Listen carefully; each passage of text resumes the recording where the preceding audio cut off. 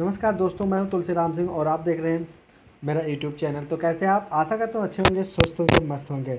Default ज़मानत की हम बात करेंगे आप लोगों के साथ में, और इसके कानून के बारे में बात करेंगे। क्या कानून है, क्या प्रोसेस है, कब डिफ़ॉल्ट ज़मानत मिलती है, बेल मिलती है, डिफ़ॉल्ट बेल कब मिलती है, इन सब के बारे में बात करेंगे। ठीक है, और कब मिलती है। ठीक है, तो इसके बारे में बात करेंगे। वीडियो के लास्ट तक बने रहिएगा और चैनल पर नए हैं तो फटाफट सब्सक्राइब कर दीजिए और बेल आइकन को ऑल पे कर दीजिए ताकि जो भी मेरा लेटेस्ट और लीगल टॉपिक वीडियो हो सबसे पहले आप देख सकें।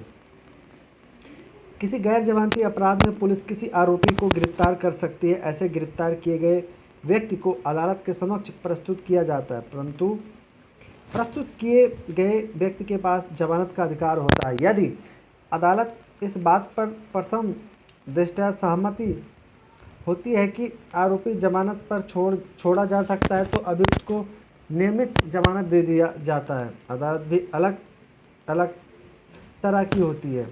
नियमित जमानत अंतरिम जमानत की तरह डिफ़ॉल्ट जमानत भी है। भारत के कानून में डिफ़ॉल्ट जमानत के प्रावधान क्रिमिनल प्रोसीजर कोड 1973 की धारा 167(2) में मिलते हैं। किसी समय आरोपी को गिरफ्तार करने के बाद लंबे समय तक चालान प्रस्तुत नहीं किया जाता है, जिससे अभियुक्त के नैसर्गिक न्याय के अधिकारों का उल्लंघन होता है। इस समस्या से निपटने के लिए सीआरपीसी में यह प्रावधान किया गया है कि पुलिस को अपना अंतिम प्रतिवेदन प्रस्तुत करने के लिए एक समय अवधि निर्धारित कर दी गई है और साथ ही रिमांड दिए जाने की समय अवधि भी इस धारा में प्रस्तुत की गई है। मजिस्ट्रेट 15 दिन की अवधि तक के लिए ही पुलिस अभियुक्त का रिमांड दे सकता है। बाकी डिपेंड करता है कंडीशन और केस के स्टेटस। इस धारा के प्रावधान में यह स्पष्ट करते हैं कि अगर किसी अपराध में 10 वर्ष से कम अधिक अवधि के कारावास से संबंधित दंडित करने के प्रावधान है, जब पुलिस को चालान 60 दिनों की अवधि के भीतर प्रस्तुत करना होगा। जिस दिन व्यक्ति को गिरफ्तार कर अदालत के समक्ष पेश किया गया है, उस दिन से 60 दिनों के भीतर किसी भी सूरत में पुलिस द्वारा अपना चालान प्रस्तुत किया जाता है, यानी चार्जशीट जिसको बोलते हैं। अगर किसी अपराध में 10 वर्ष से ऊपर की सज़ा है, दंडित किए जाने के प्रावधान है, तब पुलिस 90 दिनों की अवधि में चालान पेश करेगी। यदि इस अवधि से ऊपर समय बीत जाता है तो मजिस्ट्रेट अभियुक्त को डिफ़ॉल्ट जमानत दे देगा। ऐसे डिफ़ॉल्ट जमानत अभियुक्त बेल यानी कि अभियुक्त का अधिकार है, क्योंकि कानून पुलिस से शीघ्र काम करने की मांग करता है, जिससे अभियुक्त के प्रकरणों को आगे बढ़ाया जा सके। एक लैंडमार्क जजमेंट है मनोज सिंह बनाम मध्य प्रदेश राज्य AIR 1999 सुप्रीम कोर्ट 14(3) के मामले में उच्चतम न्यायालय ने अभिनिर्धारित किया कि धारा 167(1) के अधीन औपचारिक रूप से गिरफ्तार अभियुक्त यदि धारा 167(2) तथा धारा 57 की अपेक्षा के अनुसार मजिस्ट्रेट के समक्ष प्रस्तुत नहीं किया जाता तो ऐसी गिरफ्तारी 24 घंटे पश्चात व्यर्थ हो जाती है। धारा 167(2) के प्रांतुक का लाभ स्वापक अवधि और मन प्रभावी पदार्थ अधिनियम 1985 के अंतर्गत किसी अपराध के अपराधी को उपलब्ध होगा। जहां संविधि द्वारा नियत समय अवधि से अधिक विलंब हो तो यह विलंब अभियुक्त की उपस्थिति से संबंधित हो तो उस दशा में मजिस्ट्रेट को रिमांड का आदेश अभियंत्रिक रूप से पारित नहीं करना चाहिए। भारतीय सुरक्षा नियमावली के अनुसार 129 के अंतर्गत लिए गए निरोध का दशा में भी इस धारा के उपबंध यथावत पूरी तरह से लागू होंगे। रामचंद्र साहू बनाम उड़ीसा राज्य 1989 के मामले में निश्चित किया गया कि इस मात्र आधार पर कि अभियुक्त को उपखंड न्यायिक मजिस्ट्रेट के समक्ष प्रेषित करते समय धारा 161 के अधीन उनके अभिलिखित कथन नहीं भेजे गए थे, विश्वसनीय और सच्चे साक्षी का अविश्वास नहीं किया जा सकता। व्यत्याव है कि 167 के उपबंध धारा 41 तथा 151 के अधीन की गई गिरफ्तारी की दशा में भी लागू होंगे। ऐसी डिफ़ॉल्ट जमानत नियमित जमानत की तरह ही होती है। अभी हाल में ही सुप्रीम कोर्ट ऑफ इंडिया ने ऋतु छवाड़िया के मामले में स्पष्ट किया कि अधूरी चार्जशीट प्रस्तुत करने के मामले में अभियुक्त डिफ़ॉल्ट जमानत मांग सकता है और उसे जमानत दी जा सकती है। कैसा भी अपराध हो, पुलिस को निर्धारित समय अवधि के भीतर ही चार्जशीट दाखिल करनी होगी। हालांकि अभी सुप्रीम कोर्ट ने इस केंद्र सरकार द्वारा प्रस्तुत एक याचिका के आलोक में रितु छाबड़िया वाले मामले में दिए गए फैसलों को मिसाल बनाने पर स्टे किया है। डिफ़ॉल्ट जमानत का ऐतिहासिक महत्व है क्योंकि कभी अभियुक्त को चालान नहीं आने के कारण ही जमानत नहीं मिल पाती है तो या किसी भी अभियुक्त के साथ उसके नैसर्गिक अधिकारों का भी अतिक्रमण है। 167(2) के अनुसार ऐसा मजिस्ट्रेट अभियुक्त को पुलिस को अभिरक्षा में रखने के लिए उनकी उतनी अवधि के लिए समय समय पर प्राधिकृत कर सकता है जो कि कुल मिलाकर 15 दिन से अधिक ना होगी। जब गिरफ्तार अभियुक्त मजिस्ट्रेट के समक्ष पेश किया जाए तो मजिस्ट्रेट या तो अभियुक्त को जमानत पर छोड़ देगा या उसे पुलिस अभिरक्षा में रखे जाने हेतु आदेशित करेगा। 15 दिन की प्रथम अवधि के दौरान अभिरक्षा की प्रकृति को न्यायिक अभिरक्षा में पुलिस अभिरक्षा में बदला जा सकता है।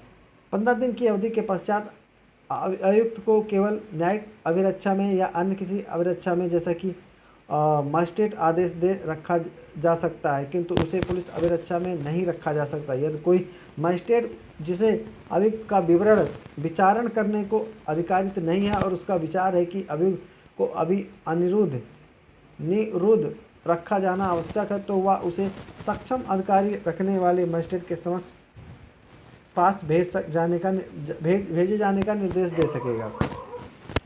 लेकिन ऐसा कोई भी मजिस्ट्रेट अभियुक्त को 15 दिन से अधिक निरोध में रखने के लिए तभी प्राधिकृत करेगा जब उसे बात का समाधान हो जाए। इसके लिए पर्याप्त आधार है, लेकिन इस तरह के अभिरक्षा की अवधि 90 दिन से अधिक नहीं हो सकती यदि अपराध जिसका अन्वेषण किया जाए मृत्युदंड, आजीवन कारावास या 10 वर्ष से अधिक अवधि तक के कारावास से दंडनीय न हो।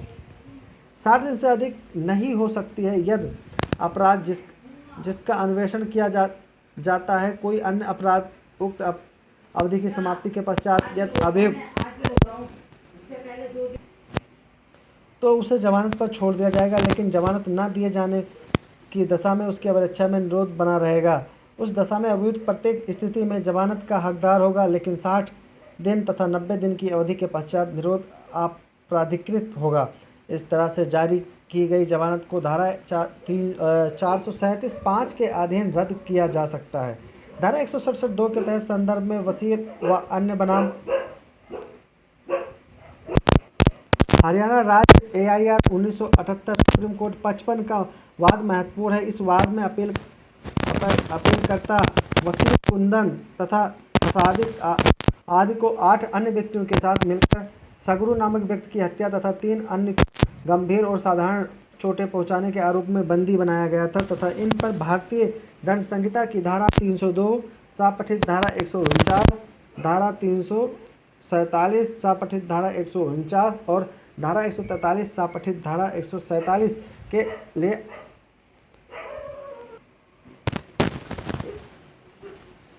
आरोपी थे। इस घटना की प्रथम सूचना रिपोर्ट दिनांक 2 दिसंबर 1975 को लिखी गई और उसी दिन सभी अभियुक्त को बंदी बना लिया गया था। सत्र न्यायालय द्वारा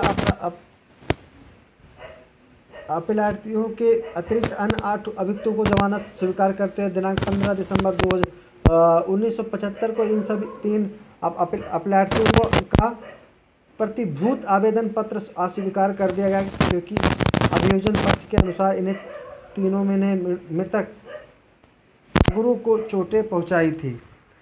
हाईकोर्ट के द्वारा भी तीनों अपीलार्थियों के प्रतिभूत आवेदन पत्र आदेश दिनांक 5 फरवरी 1976 द्वारा अस्वीकार किए गए थे, लेकिन जब याचिकाकर्ता गण को बंदी बनाए जाने से 60 दिनों की अवधि के भीतर जैसा कि दंड प्रक्रिया संहिता की धारा 167(2) के तहत प्रांतुक में प्रावधान था, इनके विरुद्ध पुलिस द्वारा चालान कोर्ट में प्रस्तुत नहीं किया गया तो कोर्ट उन्हें जमानत पर छोड़ दिया गया था। इसके पश्चात पुलिस द्वारा अपीलों द्वारा या अन्य 8 अभियुक्त के विरुद्ध न्यायालय में चालान पेश कर दिया गया। दंड अधिकारी द्वारा उक्त प्रकरण सेशन कोर्ट को विचारणा हेतु सुपुर्द कर दिया गया।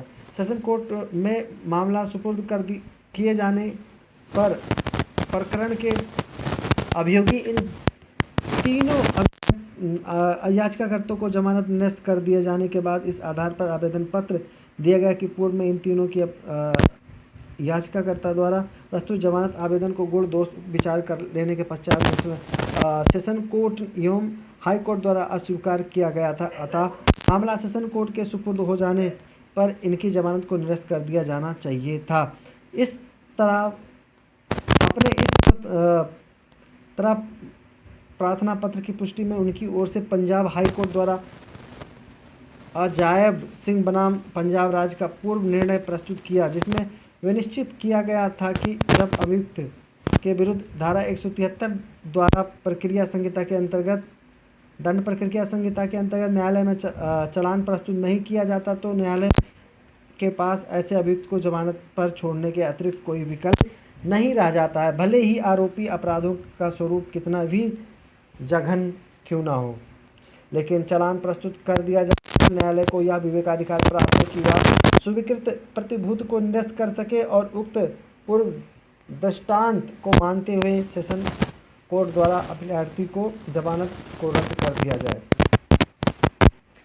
अपीलकर्ता द्वारा प्रतिभूत रद्द किए जाने के इस आदेश के विरुद्ध पंजाब एवं हरियाणा हाई कोर्ट में अपील प्रस्तुत की गई, जिसमें हाई कोर्ट ने अपीलकर्ता के इन तर्कों को मान्य किया, जबकि अपराधियों को धारा 167(2) के द्वारा दंड प्रक्रिया संहिता के प्रावधानों के अंतर्गत जमानत पर छोड़ दिया गया। तो ऐसे आदेश को उस समय तक निरस्त नहीं किया जा सकता जब तक कि उसके विरुद्ध प्रतिभूत की शर्तों के दुरुपयोग या अथवा दुराचार का अपेक्षा न हो।